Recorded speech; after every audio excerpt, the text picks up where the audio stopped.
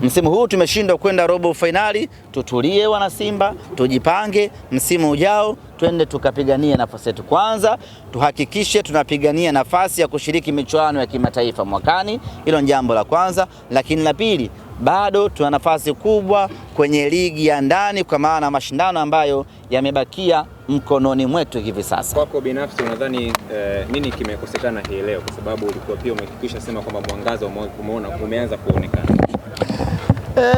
Sababu naweza nisijue, lakini niseme tu kwamba haikuwa riziki.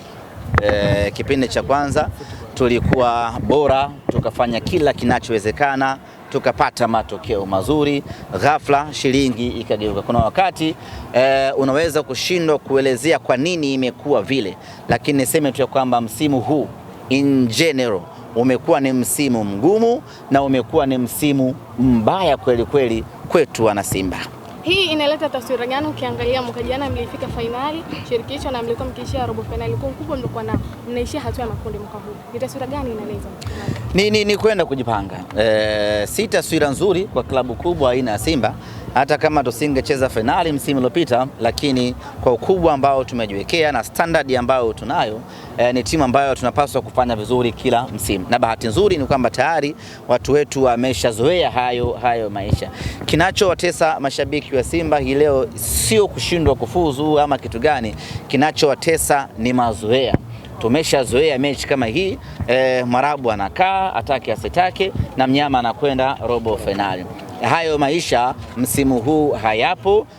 Tumeshindwa kumfunga kila ambaye amekuja mbele yetu, hasa tunapokuwa katika uwanja Benjamin Mkapa. Sasa hayo tunakubaliana nayo ya kwamba msimu huu mambo yamekuwa mabaya. Tunakwenda kujipanga kwa ajili ya msimu unaokuja. Kwako haikunyong'onyeshi?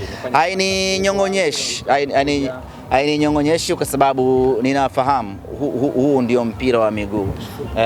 Wakati tunafuzu nilikuwa ndani ya Simba, tukafuzu ama tumefuzu miaka 4 mfululizo nikiwa Simba Sports Club. Hii leo tumeshindwa kufuzu, haiwezi kuninyong'onyesha sababu mwisho siku mpaji ni Mungu. Ametupa robo finali 4, safari hii hajatupa robo finali 4. Hatuwezi kuanza kusononeka na kusikitika kwa sababu wakati sisi tunafuzu kuna watu walikuwa hawafuzu. Wakati sisi tunacheka kuna watu walikuwa wanalia. Kwa hiyo ni wakati wetu kulia na wengine wanacheka. Tunajipanga mwakani tukacheke tukiwa na Simba Sports Club. Amen. Wewe uko Simba kwa miaka 4 sasa hivi na Simba ilikuwa ikifuzu kwenda hatua robo finali. Faili yake ni robo finali kiasi kwamba kafika hatua mtanyo mwaka robo. Ilikuwa ni ukiingia makundi tu Simba kulikuwa robo finali kitu cha kawaida. Sasa hivi kuna watu mashabiki wengine wanaamini labda kuna kitu kiko ndani sawa au vipi?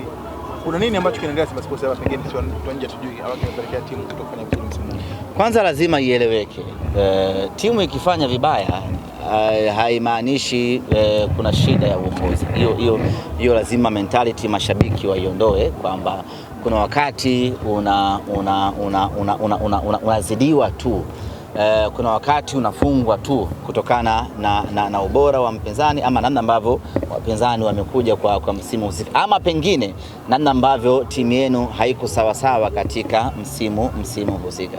Kwa mimi ninachoamini tumehukumiwa kutokana na ubora, na ukitaka kuthibitisha hilo ni kwamba timu tayari imeshaongoza magoli 2, lakini tumeshindwa kuzuia kwa dakika 45 tu tuondoke na ushindi wetu wa kwanza. Kwa hiyo ukiangalia tu hapo unaona ni shida kubwa zaidi ya kiufundi kuliko ya kiutawala ambayo tunalazimisha ionekane kwamba kuna shida ya kiutawala.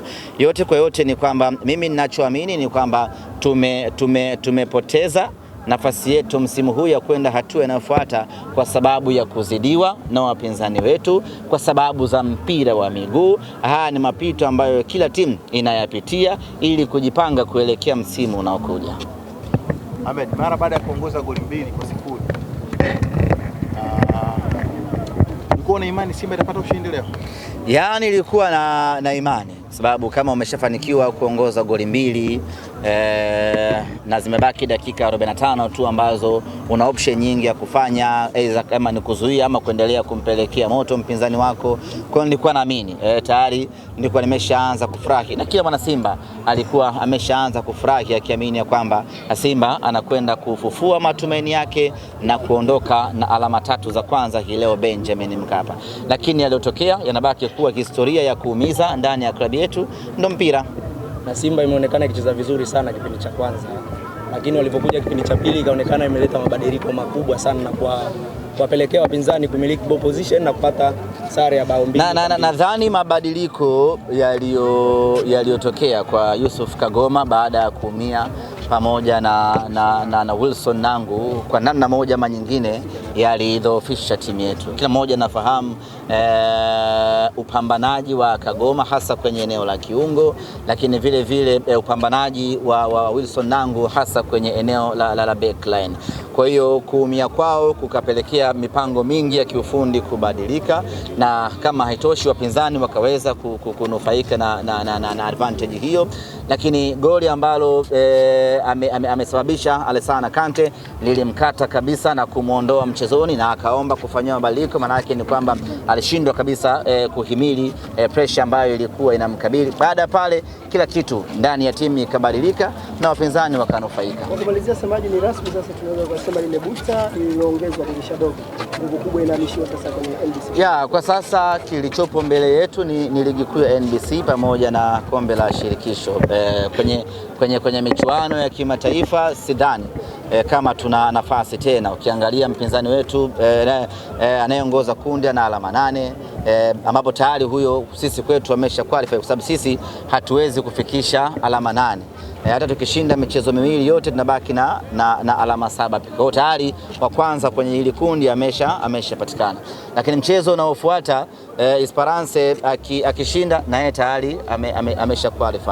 Kwa hiyo kwa lugha nyepesi tu ambayo unaweza usipende ni kwamba sisi msimu wetu kwenye michuano ya kimataifa rasmi umetamatika hapa, na kinachobaki ni kupambana. Aidha tusimalize kinyonge, tusimalize kidhalili, tupate walau pointi kadhaa katika michezo miwili ambayo imebaki, lakini nguvu kubwa kabisa tuielekeze kwenye ligi kuu ya NBC. Na rai yangu kwa mashabiki wa Simba, huu sio muda wa kwanza kutukanana, sio muda wa kwanza kufarakana wala kuvurugana. Huu ni muda sahihi kabisa wa sisi kutulia na kujipanga kuangalia ligi kuu ya NBC tunaingiaje na tunakwenda kupata matokeo mazuri katika ligi hiyo. Asanteni bwana.